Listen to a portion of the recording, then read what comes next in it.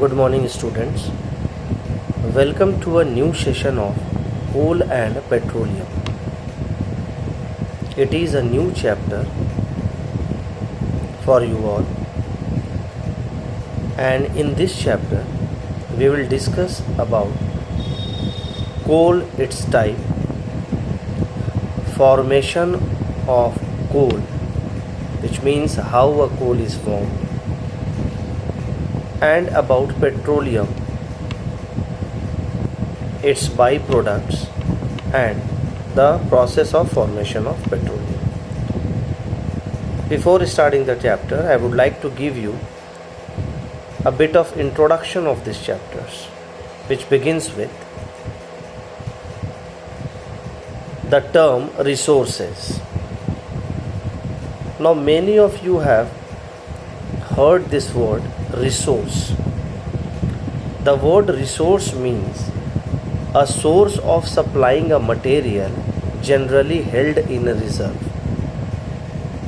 That means some materials are kept in a reserve and that material act as a source, and together that is known as a resource. Now, types of resources. Types of resources include natural resources. The simple definition of natural resources: the resources which are obtained from nature. Now, natural resources has been classified into two types: inexhaustible natural resources and exhaustible natural resources. Again, the exhaustible natural resources are classified into two types: renewable resources and non-renewable resources. Now, one by one, we will first of all know about these terms. Now, at first, we are going to see about natural resources. They are both living and non-living. That means natural resources includes living things as well as non-living things. Some of them are found in abundance, means some of the natural resources are found in huge quantities and some of them are found in limited quantities or low quantities. Now, natural resources are classified into two types: inexhaustible and exhaustible resources. Now, first of all, I would like to give you the definition of inexhaustible resources. Resources that are present in unlimited quantity and are not likely to be exhausted by human activity. That means there are less chances for these resources to get finished. For example, air and water. These resources are available in plenty. Now, second one is exhaustible resources. Resources that are in limited quantity and are likely to be exhausted by human activities. That means these are present in a very lesser quantity, limited quantity, and if we cannot stop using those resources, there will be a chance of getting those resources finished.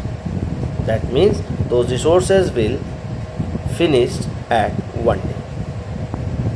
For example, coal and petroleum. Now, again, renewable resources, resources that can replenish themselves by quick recycling. That means they are finished by recycling, not likely to be exhausted.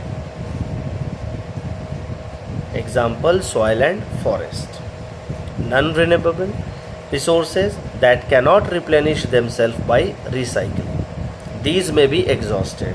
One day will come that these resources will be finished from the earth. Example, minerals and fossil fuels. Now, we will discuss about fossil fuels. But before starting, I would like to give you the definition of fuels. Fuel is a substance which produces heat on burning in air.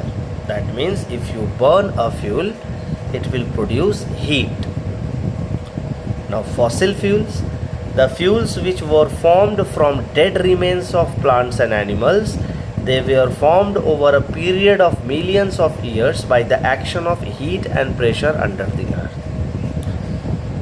Now there were some resources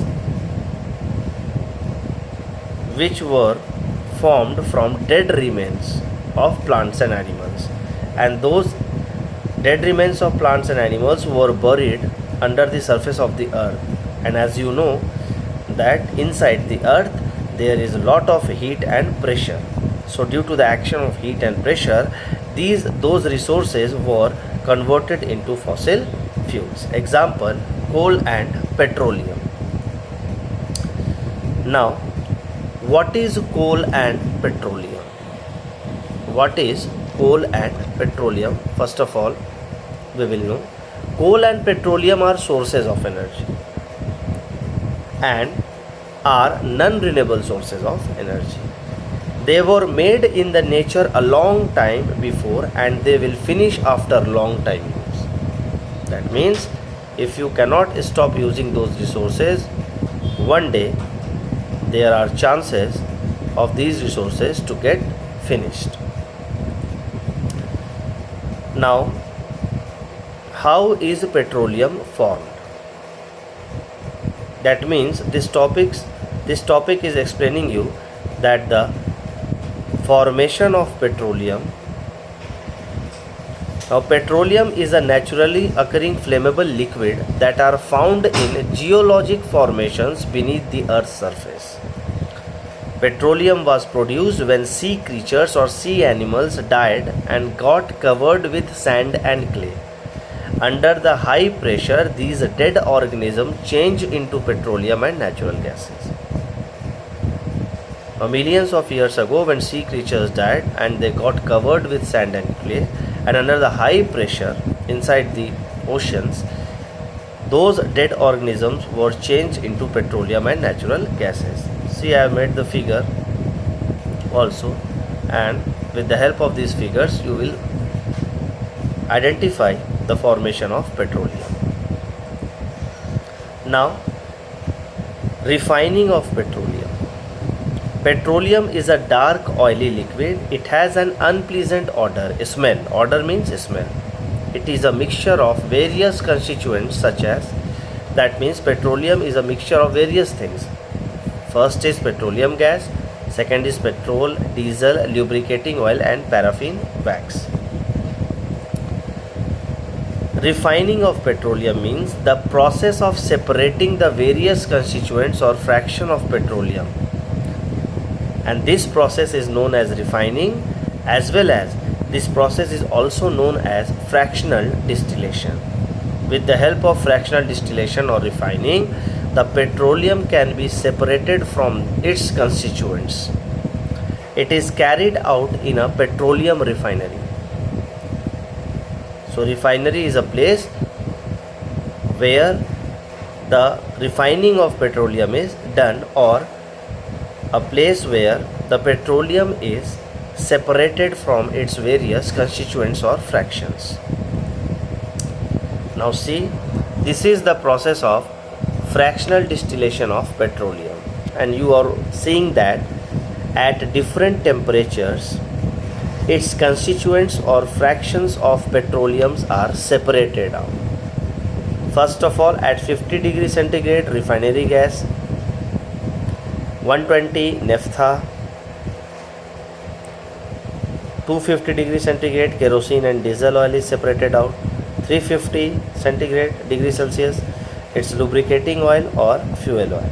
So this is the process of fractional distillation through which the petroleum is separated from its constituents or fractions. Now, various constituents of petroleum and their uses. What are the various other things which are obtained after the fractional distillation of petroleum, and what are their uses? Now, the first product was petroleum gas in liquid form, which we called as CNG, compact natural gas. This is one of the important constituent of petroleum. And what is its use? It is used as fuel for home and industries. Second is petrol, motor fuel, aviation fuel, solvent for dry cleaning. Kerosene, fuel for stoves, lamps and for jet aircrafts. Diesel, fuel for heavy motor vehicles, electric generations. Lubricating oil for lubrication. Paraffin wax, ointments, candles, Vaseline, etc. So paraffin wax is used for making candles. It is also used as an ointment, or it is used to make Vaseline. Bitumen, it is used as paint or road surfacing. Now, what is an oil well? An oil well is a general term for any boring through the earth's surface that is designed to find and acquire petroleum oil hydrocarbons. It is used to pump out petroleum. That means oil well is a place which is dug out in order to obtain the petroleum. Now see the machine. This is the machine through which an oil well is dug out.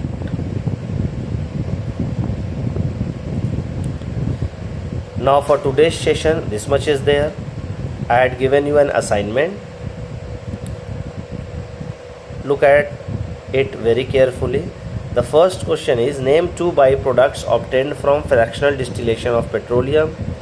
Second one, what are exhaustible natural resources? Third is, what are fossil fuels? Give two examples.